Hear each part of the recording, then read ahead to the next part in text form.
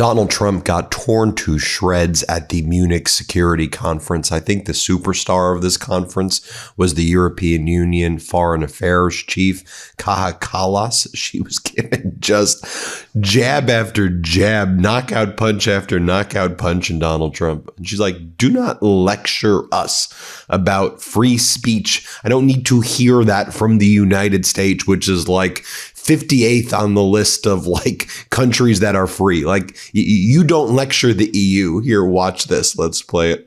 You know, coming from a country that is number 2 in the press freedom index, hearing criticism regarding press freedom coming from a country that is 58 on this list, it's interesting.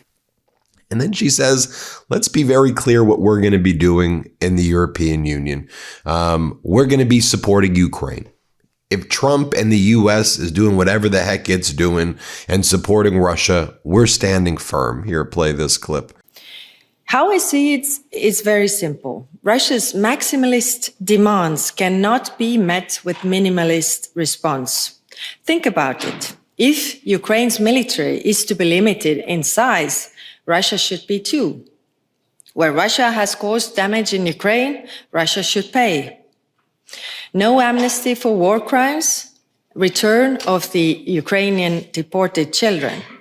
This is really the very least Russia should agree if peace is Russia's goal.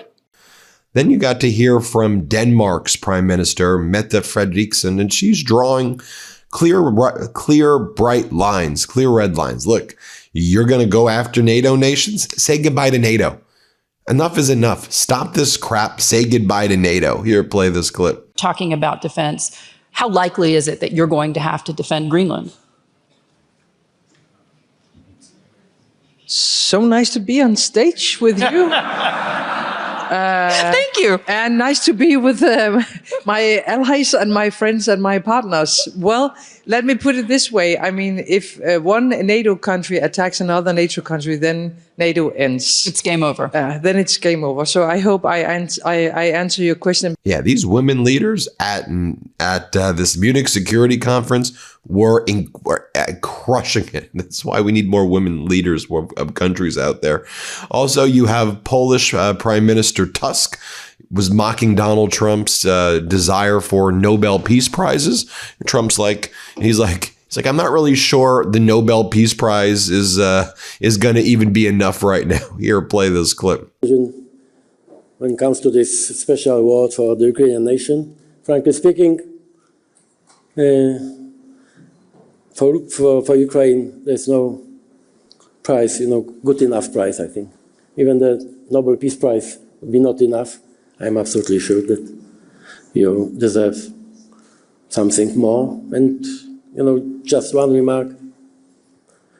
Some say that Ukraine should be grateful for everything. The truth is exactly the opposite. The rest of us should be grateful to Ukraine. And Spanish Prime Minister Pedro Sanchez was out there, I thought, very strong. Here's what he had to say. Let's play it. We need to stop Putin. We need to strengthen our deterrence capabilities, but let us do it in a coordinated and targeted way that we can control. Let's build a true European army, not in 10 years, but now. Spain will join with all the resources that are needed. Let's strengthen our multilateral system, reforming and empowering those institutions that, despite their flaws, have succeeded in maintaining peace in the West for decades. And also, let's invest in the values of solidarity, empathy, and cooperation that have brought us this far. Because the rearmament that we most urgently need in the world is a moral one. And Polish Foreign Minister Sikorski says, look, if the U.S. is going to abandon Ukraine, we're not going anywhere. And if anything, we'll increase our role, but we ain't going anywhere. Here, play this clip. Europe, what we should say is that if the US forces Ukraine into an unfair deal, we will continue with our commitment to Ukraine, and it is Ukraine that will decide when to make a deal. And then we will not be able to be ignored by Putin because we will then become the main provider. I want to bring in right now Democratic Senator Mark Warner over from Virginia. He sits as the vice chair, basically the top Democrat on the Senate Intelligence Committee. I want to speak with him. He's in Munich right now.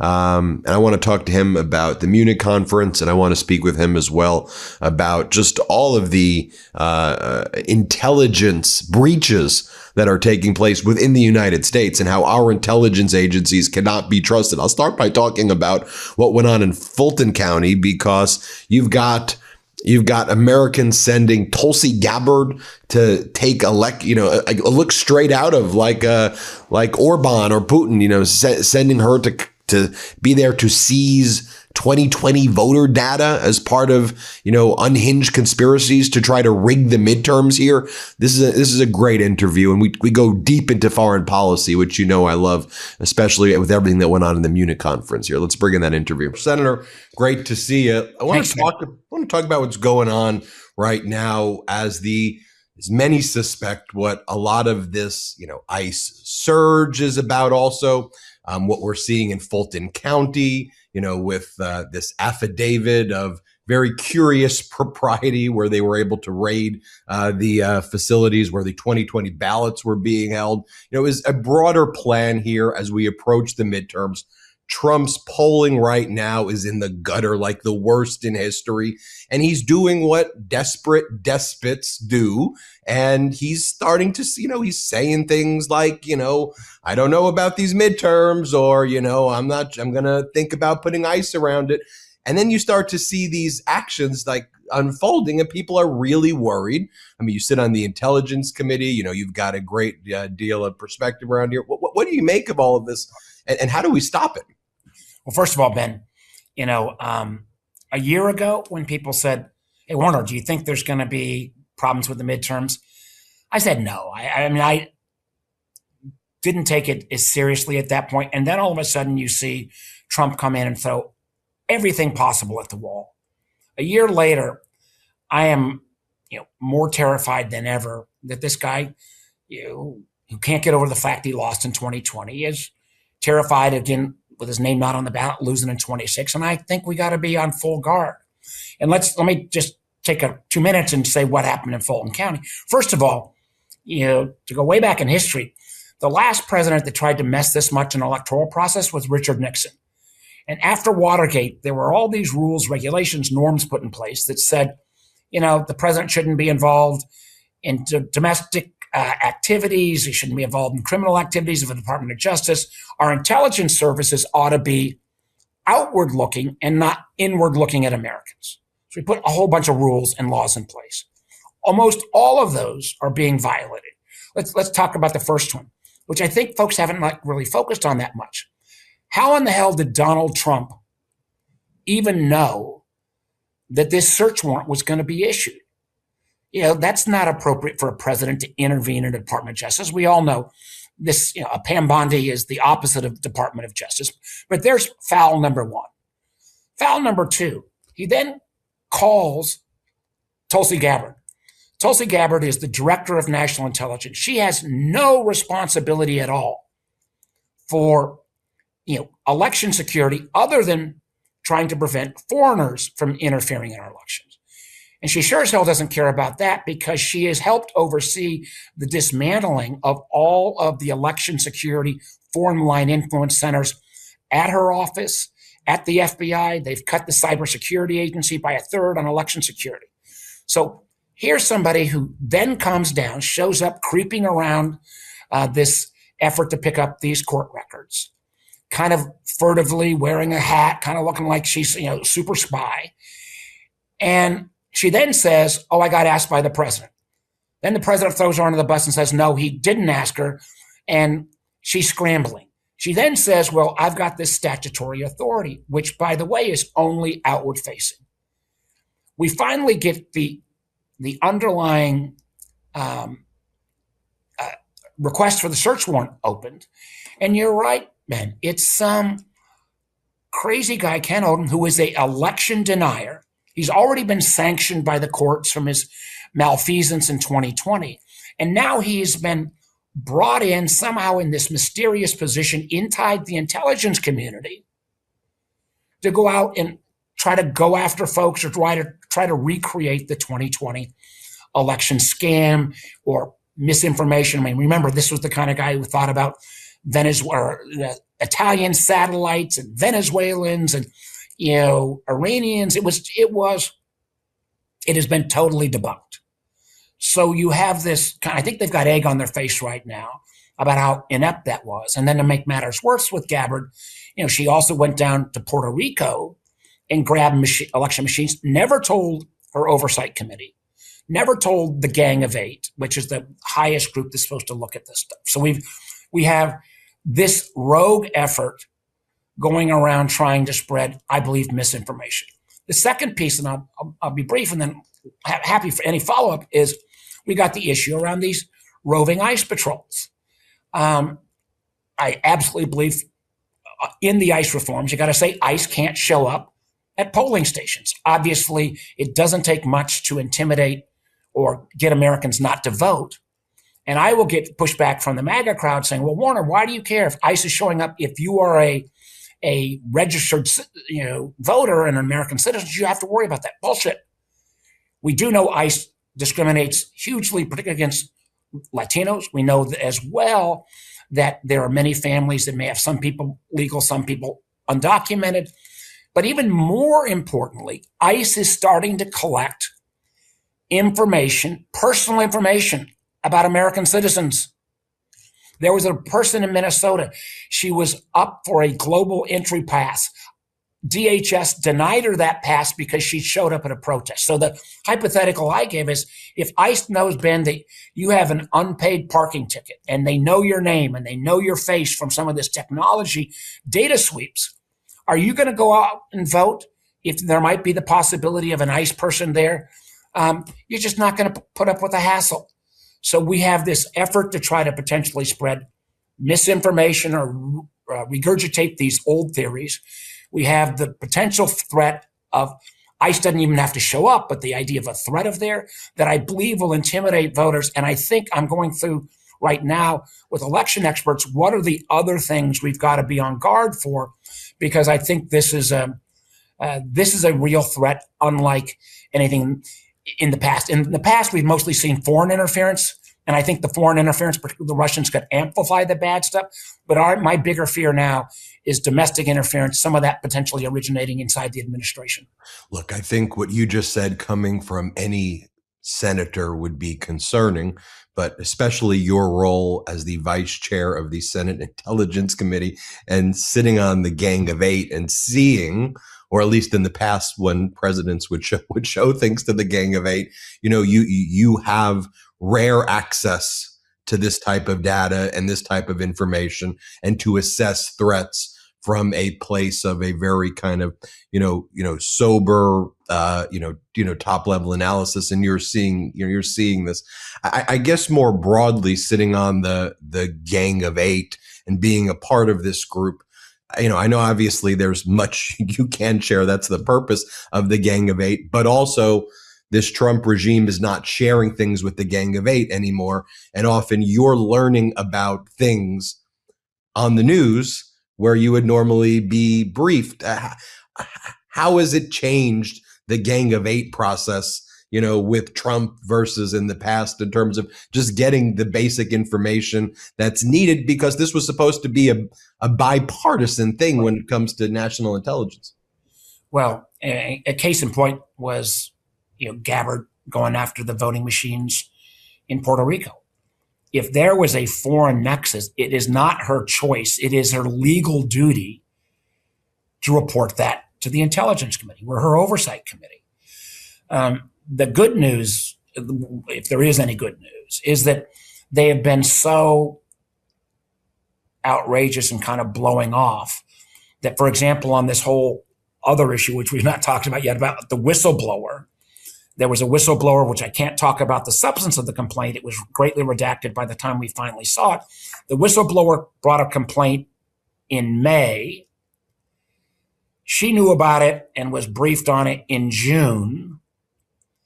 It gets pretty technical about, when our obligation to report it to us would be, and the legal guidance in terms of how the whistleblower would talk to us. But you cut it all through the details. We didn't find out about it, the Gang of Eight, until November. We didn't get the document until February. And on that case, every one of the Gang of Eight, including Johnson, including Thune, and Tom Cotton, we all said, this is bullshit. You can't do it this way. So there are still times when we're seeing the excesses get called into question. But maybe it's the most kind of personally disappointing thing I've seen in my whole time in the Senate, and I've been here for a while, is I thought around national security, the bipartisan group would hold. And it's not as much. And as you said, I get criticized a lot by Democrats because I've been too bipartisan, because I try to take this job in a sober and serious manner. But when I'm starting to freak out, and I am now, and I'm trying to put together a much more organized plan on how we fight back. But it's so weird, Ben. It's like, in the past, we spent a lot of time trying to get state and local electing groups to take for example, the cyber protections. It's called the Albert system that CISA, the Cyber Infrastructure Security Agency, would put in place. Now, state and local electors, I'm trying to say, well, I'm not sure you should talk to CISA, because I'm not sure they're going to come in with clean hands. That's a stunning statement. It reminds me of, I teach law over at USC, and I would normally recommend, whether it was a Republican administration or a Democratic administration, heck, perhaps even the very first Trump administration, working at the Department of Justice, I would always say it's such an honorable profession to work at the DOJ. It puts you on a career path to become a judge, or you could work in a big firm. And I have to look at the law students in the eyes, and I have to say, I want to work at the DOJ. And I don't want you to think that I'm coming at this from a partisan lens. Like, they're out there getting sanctioned. Pam Bondi's testimony was one of the most disgraceful things, just setting aside politics, of just leadership and human behavior. I've never seen anything like it. And there's just some things, though, that because the media gamifies politics and talks about things, Democrats, Republicans, and independents, we often don't take a step back and just look at things like, that was just awful, like objectively. And so, as you were watching that, have you seen the clips from that hearing? You've seen her testify before the Senate, so she comes with a burn book and she starts yelling at people. What I saw there was like, in any context, humiliating and atrocious. Amen. And, and she was awful, but what also we got to take into consideration, and this ties into election security, but it is at a more macro level. The one thing that happened, particularly post 9/11, and again, back to Nixon times, was, the intelligence community's got to speak truth to power, even if whoever's president doesn't want to hear it. And just as you're not encouraging your law students to go to DOJ, could anybody really encourage the young college grad to go work at the CIA right now? It takes a long time to get a security clearance. And then are you going to have your analysis work corrupted? And we have seen this, Ben, that senior people in what's called one of the national intelligence councils got fired early in this administration because their analysis of the bad gang in Venezuela, Tren del Agua, they were a bad gang. Maduro was a bad guy. But the president wanted a certain finding, and they said it wasn't true, so they got fired. Or the case of the poor general who was in head of the Defense Intelligence Agency, who rightfully said our bombing of the Iranian reactors was really, really good. But he didn't use the term totally obliterated because it was not true, because Iran is already trying to reconstitute. He got fired. Or the head general that was head of the NSA, 3-star general, incredible, Tim Hawk, incredible reputation under Democrats, Republicans, got fired because of that lunatic, Laura Loomer, went after him online.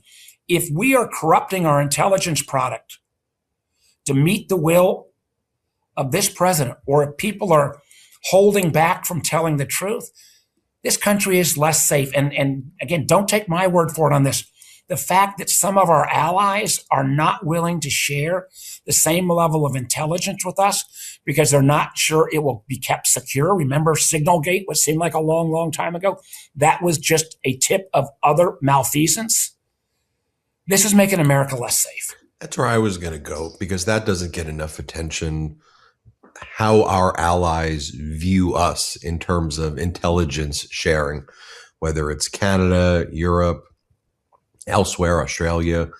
What, obviously there's some aspects of it that you may not be able to share, but people don't talk about this enough. Like, how bad is it getting out there internationally in terms of nations not trusting us? Because what I find interesting is, you'll have Donald Trump say all of these things that are horrible and horrific about NATO. He'll praise Putin. He'll say all of these things that would seem to, at its core, totally undermine NATO in a way that you think, how the heck, why would they give this guy information? How is, and then I'll hear the top, commander of the US for Europe say the normal things you'd expect the person to be saying in NATO, and have this, and almost pretend that Trump never said those things.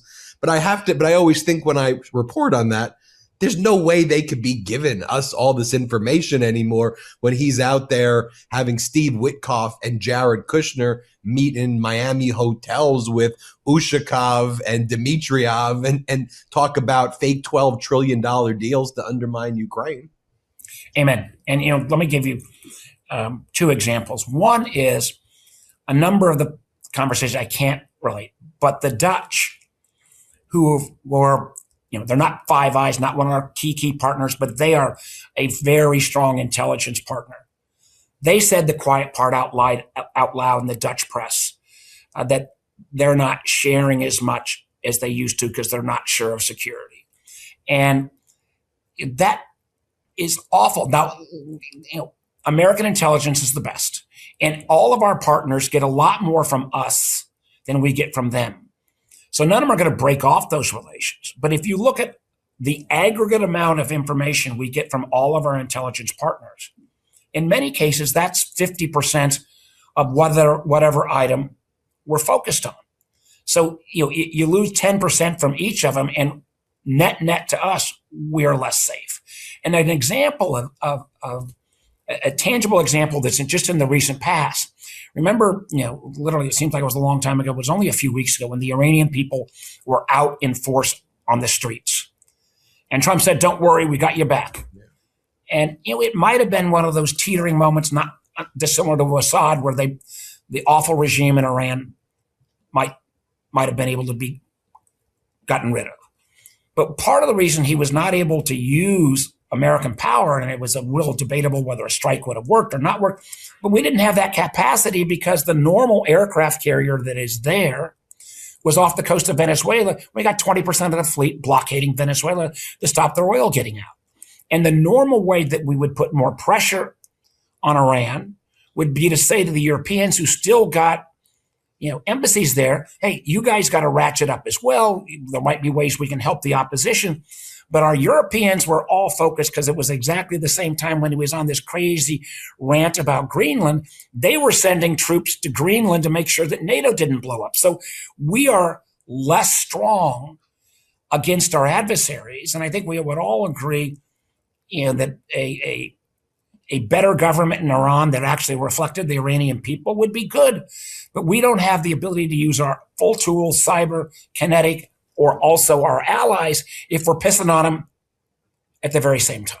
Right. And then our allies, or, whether they still consider us allies, who knows, but they're not even thinking about buying our military equipment anymore, or they're putting pauses on some of this stuff, not because it's not the best equipment out there, but they're worried, well, if we buy, this is, I guess, Canada's review, right? If we buy the F-35s, which is a better plane than the Gripen, but we then have to go get the repairs. And are you a reliable ally that's going to be able to do this? Or are you going to say, just like, some of the the missiles that go in the Patriot systems in Ukraine. If Trump goes, we got a shortage, right? And sometimes it just feels like it's a coincidental shortage, and Denmark said, shit, we regret buying the F-35s now because of what you've just said to us. We would have rather bought the work. That's not a good.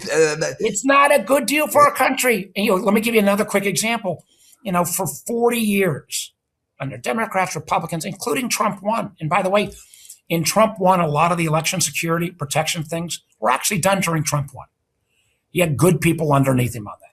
But for 35, 40 years, we've been trying to move India away from Russia and China. I'm a big pro-India guy. I'm chair of the India caucus. We're making all this progress. And part of the way to kind of get India away from Russia is that exact thing. They bought a lot of Russian military equipment, and they can't break off total relations with Russia because they got to get the spare parts. But we're making all this huge process. And then Trump freaking puts an extra 25% tariff on India just because he's pissed at Modi for not giving him enough credit when there was the settlement of the India-Pakistan conflict. And all of that progress was reversed. And suddenly you got Modi hand in hand with Putin and going over to see Xi. And even the Indian diaspora here in our country is going, what happened? I thought we were this is the new best critical relationship. So I just pray that this is the part again that just bums me out so much. I know a lot of my Republican senators love our country and want to get it protected, but their unwillingness to say this is wrong. I'm going to go later today to the Munich Security Conference and try to reassure, that we're not all completely out to lunch. But how do you, no matter what reassurance, and I tell you, my Republicans will say all the right things when we're with the Europeans and others. But if they don't come back and vote the right way, private conversations are at some point become bullshit if you're not willing to put your vote where at least you say your heart is. Right. And before we go, talk about India for a second, just because it's just a microcosm or a macrocosm of everything else. So Trump does all the, starts, trying to shake down India. Ursula von der Leyen, the president of the EU Commission, she goes and does the mother of all trade deals with Modi. Then Donald Trump gets jealous of that.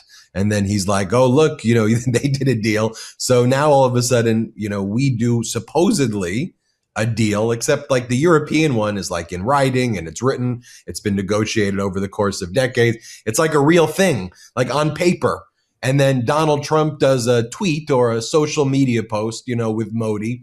And he announces, well, guess what? India has agreed that it's no longer going to take, Russian oil or whatever. And that gets reported here in the news as a thing, and it's okay, so did you get that? Is that a deal? Do we have that on paper?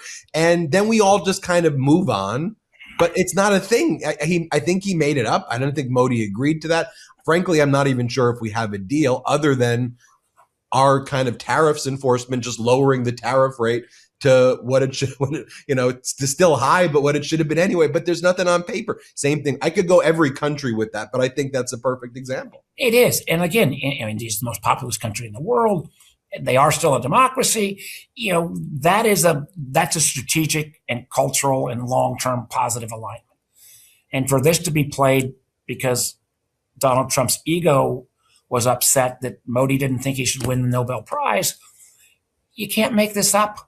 You just can't make this up. And as you said, Ben, you could go through country after country. When Canada says they think China may be a long-term, more dependable partner, Canada, now, I'm a little biased. My grandparents came from Ontario. But, and I remember I would joke a year ago saying, could you imagine you're a senior CIA agent and the new administration comes in and says, we got a new plan. Russia's our friend and Canada's the enemy. That's not a joke anymore. It's mind-boggling. So we got to kick out. We had this, politicians always say it's the worst time. We're not lying this time. If we don't turn out in record numbers, I'm bipartisan, but I can't count on my Republican friends. We have to kick ass this year. Well, Senator Mark Warner will be following your speech and your work at the Munich conference. We'd love to have you back and, talk more about foreign policy as well, because all of this stuff is connected. Foreign policy doesn't get enough attention. And, and frankly, the work the intelligence community is doing does not get enough attention either. So I'm glad we were able to talk about that, and great to have you on. Ben, thank you so much. And everybody hit subscribe. Let's get to 6 million subscribers. Want to stay plugged in? Become a subscriber to our Substack at MeidasPlus.com. You'll get daily recaps from Ron Filipkowski, ad-free episodes of our podcast, and more exclusive content only available at MeidasPlus.com.